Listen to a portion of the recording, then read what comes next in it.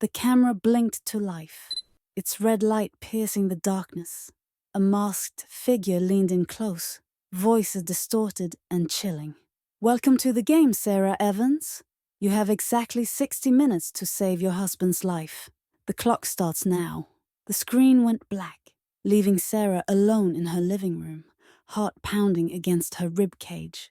She fumbled for her phone with trembling hands, desperately dialing Mark's number. It went straight to voicemail. She tried again and again, each attempt ratcheting up her panic.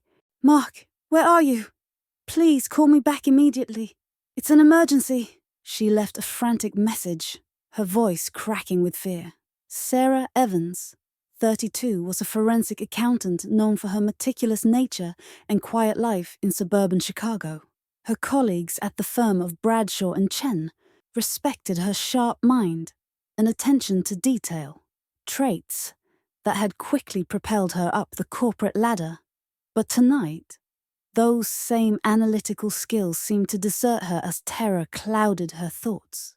She and Mark had been married for 5 years. Their relationship comfortable, if not passion-filled. They'd settled into a routine, morning runs together, quiet evenings with takeout and Netflix, weekend brunches with friends. Lately, though, Sarah had felt a growing distance between them. Mark had been working late more often, coming home distracted and withdrawn.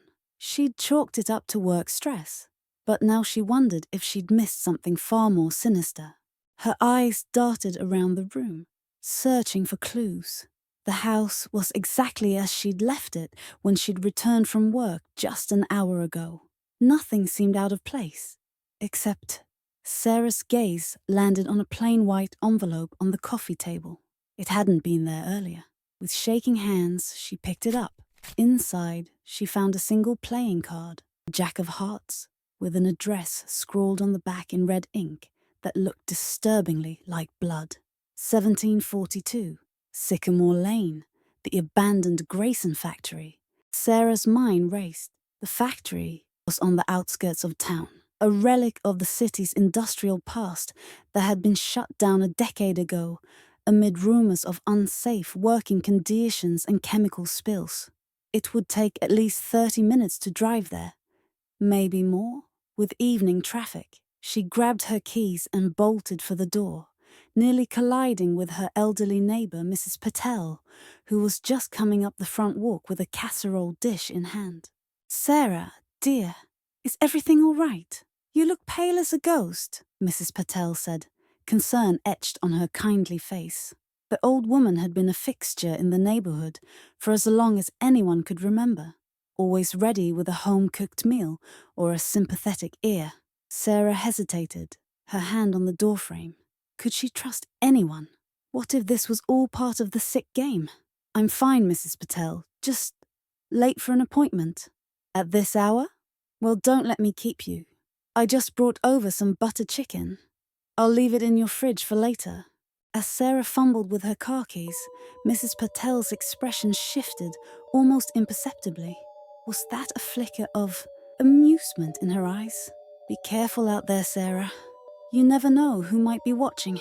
A chill ran down Sarah's spine as she sped away, Mrs. Patel's words echoing in her mind.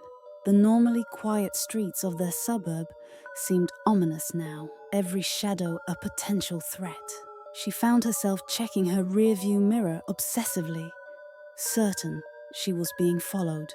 As she merged onto the highway, Sarah's mind wandered back to the past few weeks. Had there been signs she'd missed?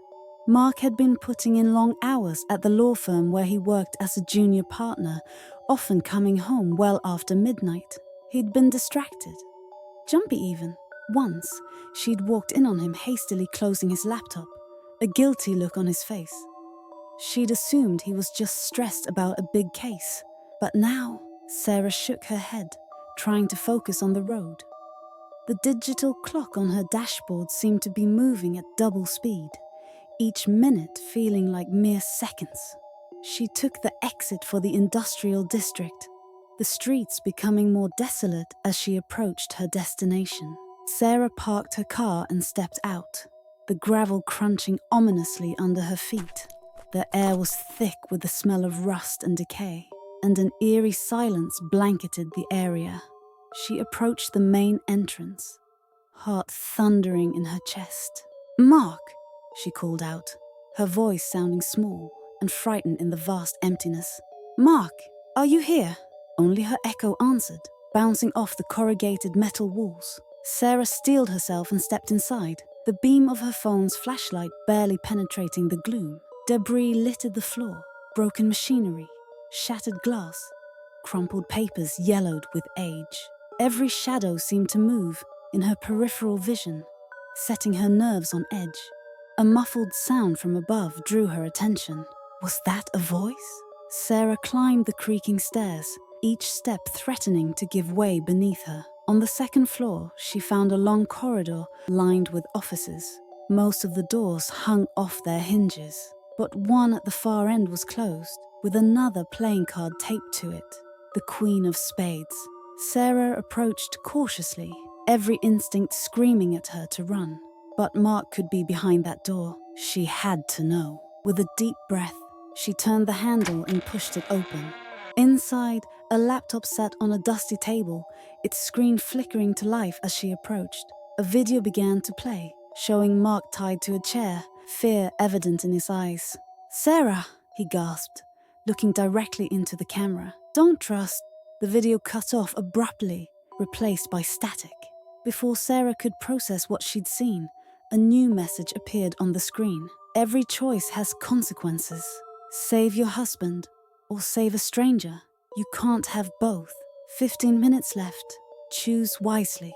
The screen split, showing two live feeds.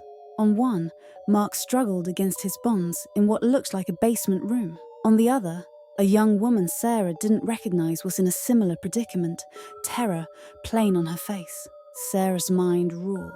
How could she possibly make this choice? What kind of sick game was this? She scanned the room frantically, looking for anything that might help her save both. A glint of metal caught her eye, a key hidden behind a loose brick in the wall. As she reached for it, a hidden speaker crackled to life. The distorted voice from the initial video taunted. "That's cheating, Sarah. We can't have that." Suddenly, the floor beneath her feet began to tilt. Sarah scrambled for purchase, but it was too late. She tumbled down a hidden chute, landing hard in a dimly lit room below. Dazed and bruised, Sarah looked up to find herself face to face with the masked figure from the initial video. "Congratulations, Sarah," the figure said, reaching up to remove the mask. "You've made it to the final round." Sarah gasped as the mask came off, revealing a face she knew all too well. Mrs. Patel. The kindly old woman's features were twisted into a cruel smile, all traces of her neighborly warmth gone. "You're right, Mrs. Patel. I am smart," Sarah said, her voice steady despite her racing heart. "Smart enough to know that if I join you, I'll never truly be free." Mrs. Patel's eyes narrowed. "Don't be a fool, girl. You have no idea the scale of what we're dealing with. This goes beyond you, beyond this city. We're shaping the future. By destroying people's privacy? By playing God?" Sarah countered, slowly inching towards the control console. "Privacy is an illusion, Sarah. Always has been. We're just honest about it," Mrs. Patel sneered.